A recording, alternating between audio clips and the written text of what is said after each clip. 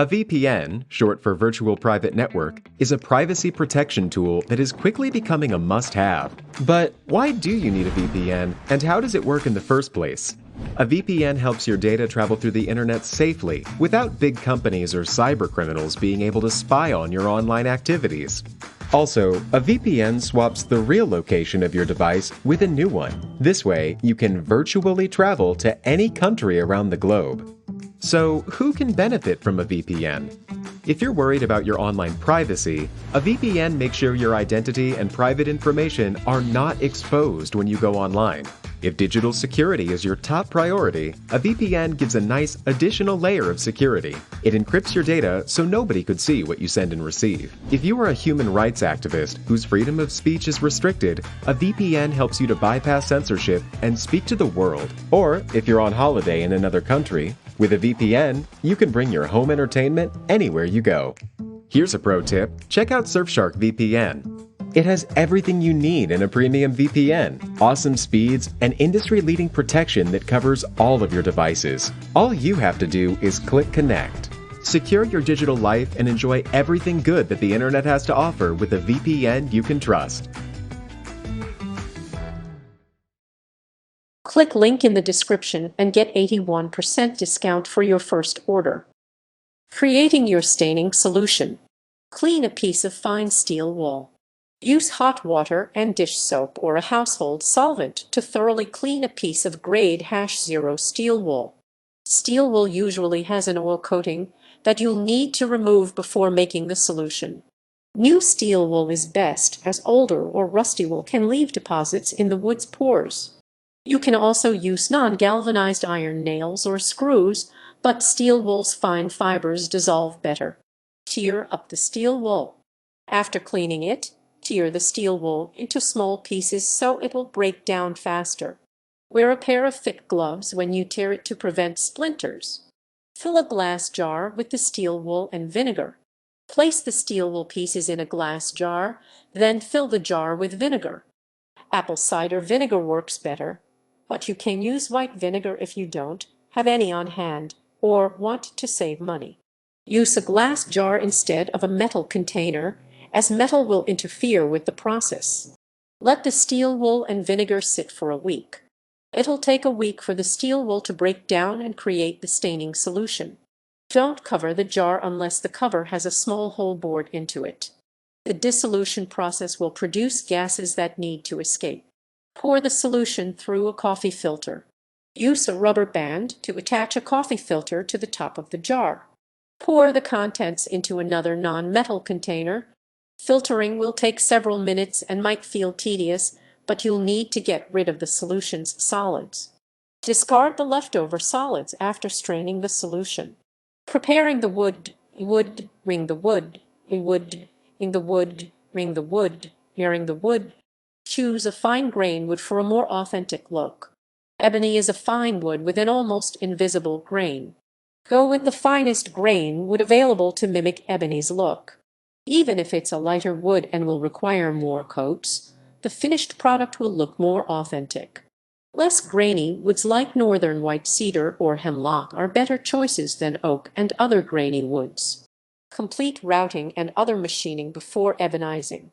The staining process will primarily affect the wood's surface. Routing, carving, cutting, and other machining will likely expose untreated layers of wood. You'll have to start from scratch if you don't complete machining before ebonizing. Raise the wood's grain before applying the stain. The ebonizing process involves exposing the wood to lots of moisture, so you'll have to prepare it by raising the grain. Brush water onto the surface and let it dry. Once it's dry, you'll see tiny, fuzzy whiskers of raised wood. Sand the raised grain. After you've raised the grain, gently sand it away using 220 grit sandpaper. Use a light touch so you don't burnish the wood or make the surface too smooth for the stain to absorb. For best results, raise and sand the grain twice before ebonizing. Applying the stain. Brew strong tea to form a reaction with the iron solution.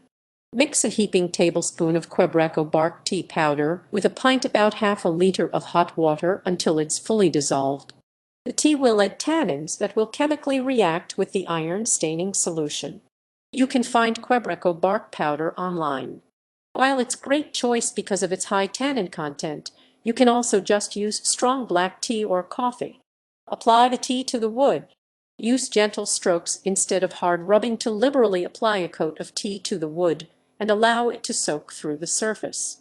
Spread out or blot any spots where excess tea has started to pool so the application is as even as possible. If you leave a pool of excess tea on the surface, the colorizing reaction won't penetrate into the wood and the final color might look uneven. Use a foam or bristle brush to apply the stain. Give the tea 5 or 10 minutes to soak, but apply the staining solution while it's still damp. Apply the stain using light, uniform strokes, and look at the surface from multiple angles to make sure you've covered it evenly. Don't use the same brush that you used to apply the tea, and try not to cross-contaminate the two liquids. If you don't keep them separate, the ebonizing reaction will occur in your jars or on the brushes instead of within the wood. Let the stain dry, then lightly sand. Give the stain a few hours to dry after you've applied the first coat. When it's completely dry, lightly sand it with fine grit sandpaper. Don't use hard pressure or make the surface too smooth or the next coat won't absorb well. A light sand will make the surface receptive to the next coat, but a hard sand will smooth the surface too much for the stain to absorb. Repeat the application process until you've achieved your desired color. Reapply coats until you've created an opaque, deep black color. Be sure to let each coat dry and lightly sand before applying more stain. The number of coats necessary will depend on the starting color of your wood. For example, black walnut is darker and has more natural tannins than red oak, so it'll require fewer coats. You might find that you've reached your overall desired color, but there's some chalkiness. A final tea rinse will get rid of it and deepen the color. Buff gently with a clean, dry rag. After you've applied the last coat and allowed it to dry, lightly buff the surface with a clean, dry rag. This will polish the wood and remove any loose iron deposits. Buff the surface until its sheen is even, then it'll be ready for one last coat of tea. Apply a final tea rinse. A final tea wash will eliminate any chalkiness in the color, resulting in an intense, natural look. Brush the wood with the last tea coat and let it dry completely. Buff one more time after the tea is dry. The wood should be dry 1 to 2 hours after you apply the final tea wash. When it's completely dry, buff the surface once again with a clean rag for a final polish.